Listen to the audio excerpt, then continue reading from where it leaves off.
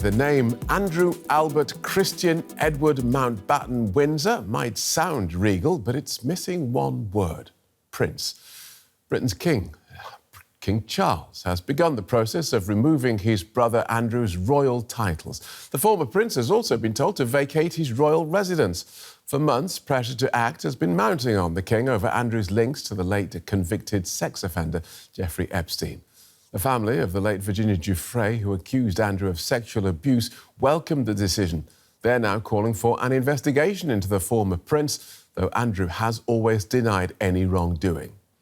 The last time something like this happened was in 1917, when Queen Victoria's grandson, Prince Maurice of Battenberg, fought for Germany in the First World War. Here's more now on Andrew's fall from grace. No longer a prince, or the Duke of York. King Charles has stripped his brother of all remaining titles and honours. Now he is simply Andrew Mountbatten Windsor. And the royal reset goes further. He's also being evicted from his 30-room home, Royal Lodge in Windsor Great Park, shunned to the king's smaller private quarters on the Sandringham estate. For most Britons, it's hardly a shock. It's a bit of an embarrassment, to be honest, on the nation, on the country, everyone in general. This is a member of our royal family, these are our leaders, and this is what's happening. He should be kicked out of the country because these guys live off us. We're the working class, we're the people in charge, basically. 2 decades of scandal have finally caught up with Andrew. His friendship with convicted sex offender Jeffrey Epstein and his imprisoned accomplice, Ghislaine Maxwell, has haunted the monarchy for years. In 2014, one of the victims, Virginia Giuffre, alleged she was trafficked to Andrew at the age of 17 by Epstein and Maxwell. She described sexual encounters with the former prince in London, New York, and on Epstein's private island. Andrew has consistently denied these allegations. Giuffre's posthumous memoir, titled Nobody's Girl, reignited public anger.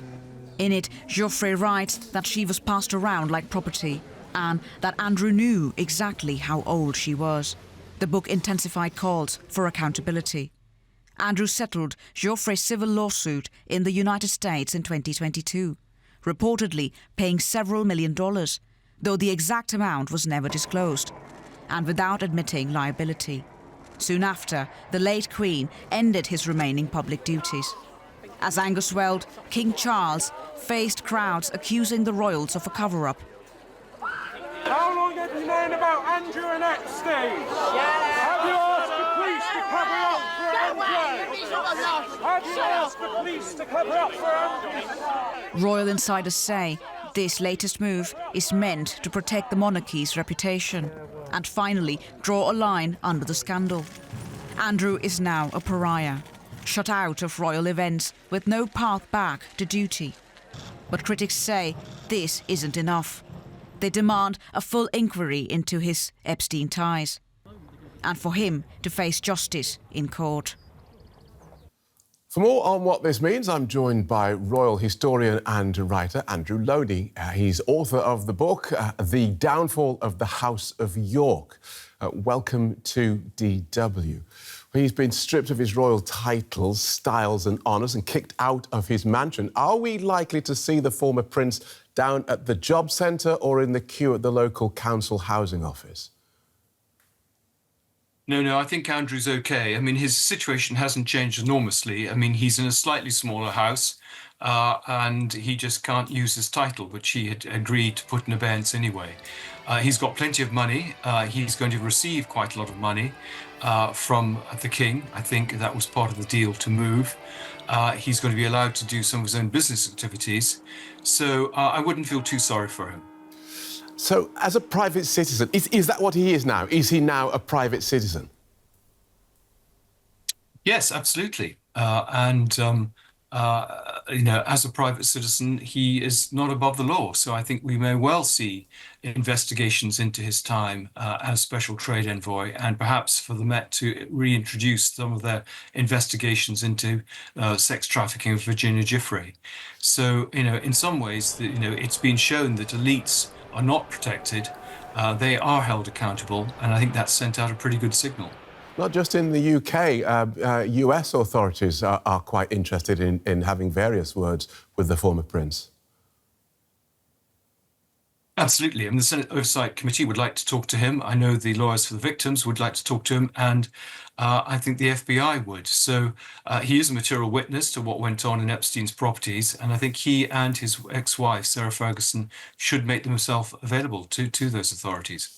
Clearly the fault, if there is any, belongs to Andrew and Andrew alone, though he denies any wrongdoing. But how much responsible for this ongoing saga might be laid at the feet of the late Queen Elizabeth, who did not act as decisively against Andrew as she might have done? Yes, I mean, I think people are now beginning to look back into the past. I mean, there were many occasions when this situation could have been dealt with without it escalating to the crisis it's become. The Queen saw him as her favourite son. She basically spoilt him, I mean, as a child. And he never really knew any boundaries. He was able to get away with bad behaviour, and he's kept on like that. There was a moment clearly when the palace was actually trying to shut this story down. They prevented ABC television from running a program about Andrew and Epstein and Giuffre years before the scandal broke by threatening not to give them access to members of the royal family for interviews, and ABC backed down. So, I mean, there is, I have to say, some responsibility still with the palace for not addressing this sooner and protecting him. But, it is welcome, this change. It does suggest that there's a new line. They did apologise to the victims. And they have tried to get ahead of the story.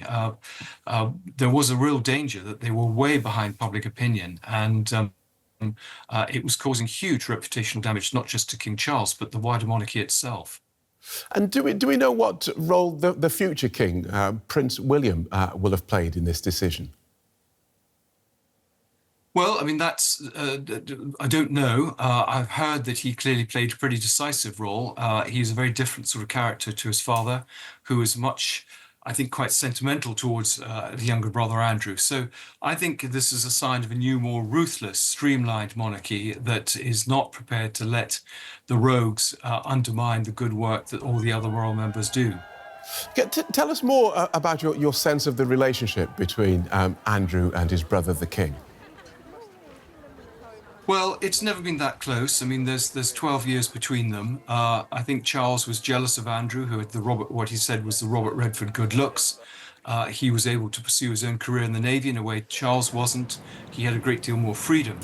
But he could see the faults in his brother. He was the one who didn't want Andrew to become a special trade envoy in 2001. And Andrew, I think, with Charles, felt that he could do a better job than Charles. He was much more of a macho alpha male. I think that he was very arrogant. They're very different characters. Charles is intelligent, intellectually curious, sensitive. Andrew is, I have to say, none of those three things. His idea of a joke is a whoopee cushion.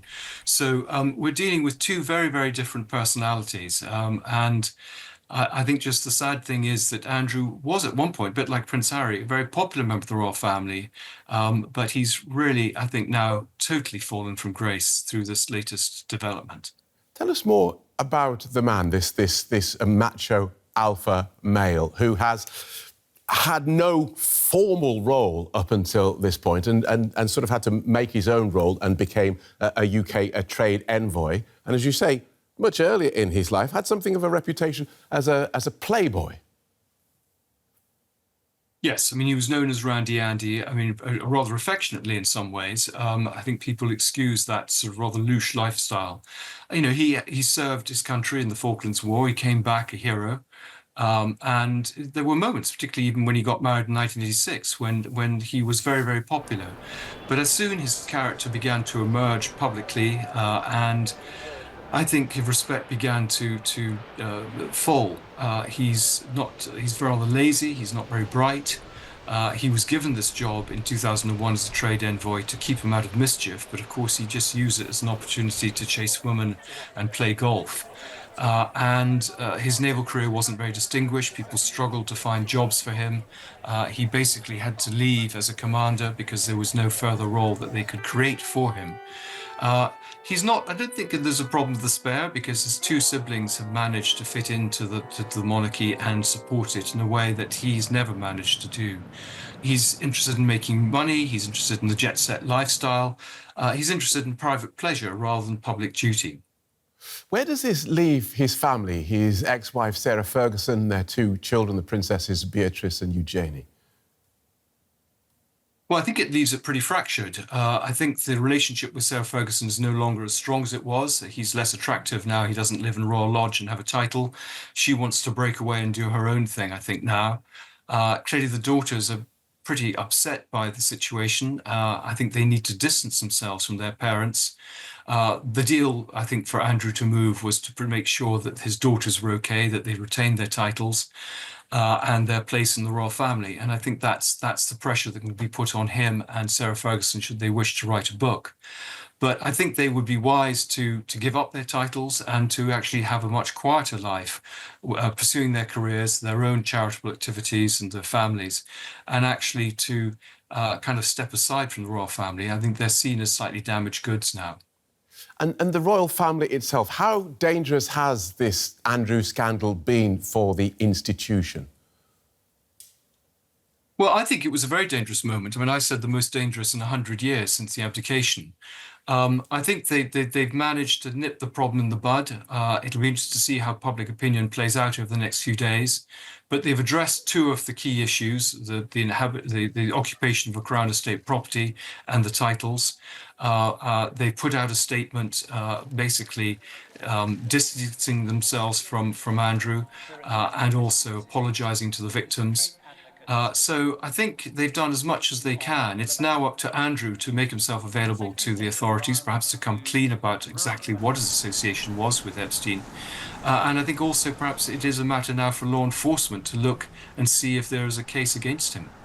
And what's your understanding of the relationship between the former prince and Jeffrey Epstein?